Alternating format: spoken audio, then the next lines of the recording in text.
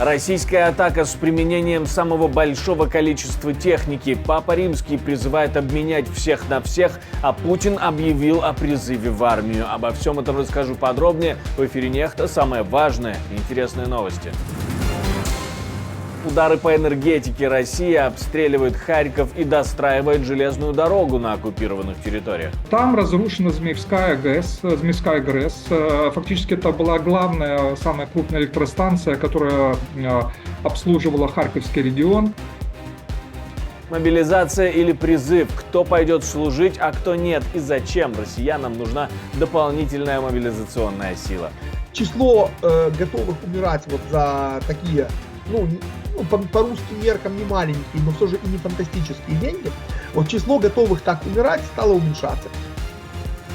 Над Испанией пролетело что-то похожее на баллистическую ракету, но это не баллистическая ракета, скорее всего. Спасибо, что смотрите, спасибо за доверие, не забывайте ставить лайки, не забывайте оставлять комментарии, все это очень важно, точно так же, как и подписаться на наши каналы, тоже важно и совсем не сложно. Поехали! Российская армия пошла в наступление в Запорожской области и снова обстреляла Харьков, а мэр Киева говорит, что наступление на столицу не исключено. Казалось бы, россияне увеличивают активность, но нет, так было и раньше. Взрывы в Харькове днем в воскресенье слышал весь город. Местные власти и администрация просят находиться в укрытиях, пока область под вражеским обстрелом. В целом Россия продолжает обстрелы энергоинфраструктуры, и одна из самых тяжелых ситуаций как раз в Одесской и Харьковской областях. Там разрушена Змеевская ГРЭС.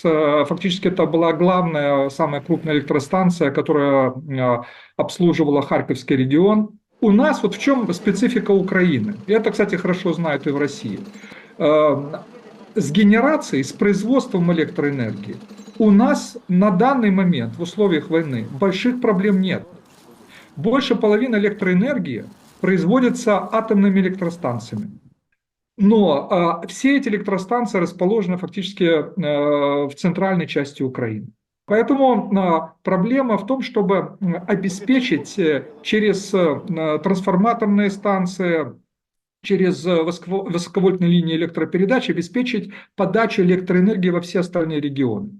И самая сложная ситуация, особенно если не работают местные электростанции, это Харьков и Одесса. Пока только телеграм-каналы пишут о самом массовом применении техники в одном бою. Огромная колонна из 36 танков и 12 БМП накануне пыталась штурмовать позиции вооруженных сил Украины возле Тоненького на Авдеевском направлении.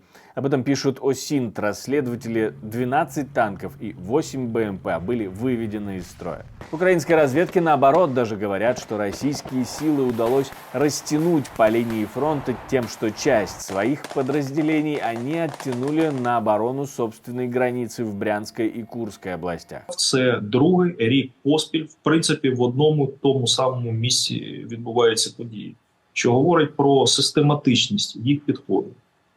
Коли зміниться ситуація більше на фронті, їм, я думаю, стане легше просуватися далі і добиватись своєї мети. Станом на зараз для нас дуже вигідно, тому що вони змогли розтягнути угруповання, відволікти сили з боїв на фронті на оборону своїх прикордонних рубежів. Еще глава украинской разведки говорит о попытках россиян построить железную дорогу по югу Украины на временно оккупированных территориях, которая должна соединить Ростов и Мариуполь, дальше выйти на Бердянск, Мелитополь и уйти в Крым, в Джанкой. Буданов говорит, что это может быть проблемой, но говорит, что с этим можно справиться. Путин подписал указ о весеннем призыве, при котором в армию Российской Федерации должны набрать 150 тысяч человек. Причем это уже будет набор от 18 до 30 лет по новому законодательству и по новым правилам. Дело в том, что у них есть два механизма набора.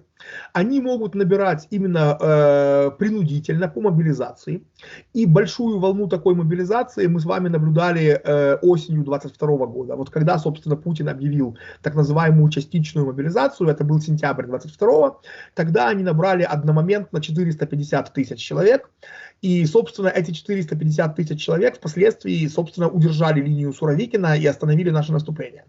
Вот, да, остановили, скажем так, очень дорогой ценой, по сути, мясом, но ведь остановили. Вот, после этой большой волны в 450 тысяч мобилизованных, мобилизация, вот эта так называемая частичная, юридически не заканчивалась ни на один день. Она как бы открыта. Вот, и им не нужно сейчас объявлять никакую новую мобилизацию, они могут просто в рамках той дорассылать столько повесток, сколько им нужно. И это важный аспект, когда мы говорим о том, чего нам ждать в этом году. Но они какое-то время пытались без этого обойтись. Они пытались обойтись вторым механизмом. А второй механизм — это, собственно, заманивание людей на контракт за день. И при этом, да, оказалось, что... Ну, давайте так, мы с вами все видели, я думаю, а кто не видел наших слушателей, зрителей, рекомендую погуглить, поискать. Потрясающие видео, когда пораженные русские оккупанты, например, в абсолютно разбитой Авдеевке, это уничтоженный город, это руины. Вот они ходят по этим руинам и с восторгом говорят на видео: посмотрите, сколько здесь добра. Ну, я могу себе просто представить, в каких условиях жили эти люди, то есть из каких бараков они приехали. Но российские пропагандисты утверждают, что эти призывники не попадут на фронт, а речь идет только о плановом призыве. Ранее в сети появлялись документы о возможной мобилизации 300 тысяч человек по приказу Шойгу. С начала 2023 года русские набирали таким образом порядка 30 тысяч бойцов каждый месяц. И этого хватало. 30 тысяч бойцов в месяц им хватало и для пополнения потерь, и даже для формирования некоторых тактических, хотя не стратегических резервов. Дальше эта цифра начала падать. То есть все-таки число готовых умирать вот за такие, по русским меркам не маленькие, но все же и не фантастические деньги, вот число готовых так умирать стало уменьшаться. Тем более, что, видимо, пошла информация о том, какой все-таки процент не возвращается со СВО. И уже во второй половине 2023 года, вот в частности после Бахмута, вот, и вызванного жуткими потерями в Бахмуте Пригожинского путча, вот после этого цифра начала уменьшаться где-то до 20 тысяч в месяц. 20 тысяч в месяц — это тоже много, но это по сути уже один в один покрытие потерь. Это просто, так сказать, затыкать дырки, возобновлять утерянное уже без резервов. А где-то уже к зиме этого года, насколько мы знаем, эта цифра упала тысяч так до 10 в месяц, а в какие-то месяцы вообще проваливалась чуть ли не до 5. Вот, а вот это уже для них караул. Про мобилизацию говорят даже совсем, казалось бы, забытые персонажи. Конечно, каждый в своем ключе. Я держал в руках доклад «Гарвардский проект о ликвидации СССР». Первая глава – перестройка, вторая – демократизация, третья – ликвидация. Вот сейчас они приступили к ликвидации нашей страны, объявив войну на уничтожение. И если мы не отмобилизуемся, мы дело имеем с очень опытными диверсантами, провокаторами. Я писал работу «200 лет американской мечты», все менялось, даже погода. Экспансия и провокация, железная практика. И никакие там эти ИГИЛ, это полная чепуха. Хотя ИГИЛ и все остальное – это создание ЦРУ и Ми-6. Геннадий Зюганов продолжает гнуть линию якобы украинской пропаганды о начале мобилизации в российскую армию после выборов Путина. Так можно и всех подставить. В Финляндии не исключают отправку иностранных войск на территорию Украины. Но не сейчас, говорит главный дипломат страны, пока такой вопрос не обсуждается. Сейчас отправлять войска не время. Но слова президента Франции об этом не были ошибочными, говорит она.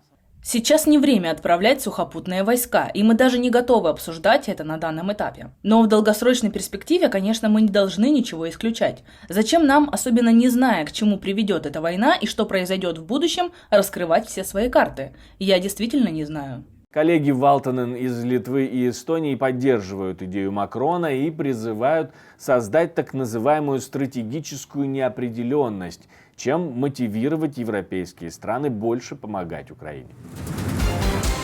В Праге разоблачили пророссийскую сеть влияния, которую организовал кум Путина Виктор Медведчук. 28 марта премьер-министр Бельгии Александр Де Кроо заявил, что Россия платила некоторым депутатам Европарламента за распространение пропаганды. Они должны были расхваливать Россию и Путина в европейских медиа и публиковали свои материалы в интернет. Сейчас депутаты требуют расследовать всю эту историю как можно скорее, а в Европарламенте призывают к срочным дебатам. По данным чешской контрразведки, во всем этом принимал участие также бывший генеральный продюсер канала 112 Украина Артем Марчевский. Папа Франциск в своем ежегодном пасхальном послании призвал обменять пленных по формату «всех на всех» между Украиной и Россией. Мои мысли прежде всего обращены к жертвам многих конфликтов, которые продолжаются в мире, начиная с Израиля, Палестины и Украины. Пусть воскресший Господь откроет путь мира для этих многострадальных народов. Призываю к уважению принципов международного права, выражая надежду на тотальный обмен пленными между Россией и Украиной, всех на всех. Призыв к обмену пленными люди на площади Святого Петра в Ватикане приветствовали аплодисментами. Над Испанией пролетел неизвестный объект, похожий на баллистическую ракету, но не баллистическая ракета. По крайней мере, так говорят в Испанском национальном исследовательском совете. Еще там говорят, что, скорее всего, это возвращение на земную орбиту искусственного объекта, цитируют такого как спутники или остатки космических ракет. Что это было на самом деле, мы пока не знаем, но я надеюсь, скоро узнаем. Во всяком случае, траектория его полета четко описана. Спасибо, что смотрите, спасибо за доверие, жду ваших комментариев, лайков и репостов, это очень важно, мы должны знать все, что вы думаете обо всем, что происходит. Ну, а у меня на этом все, до встречи и хороших вам новостей.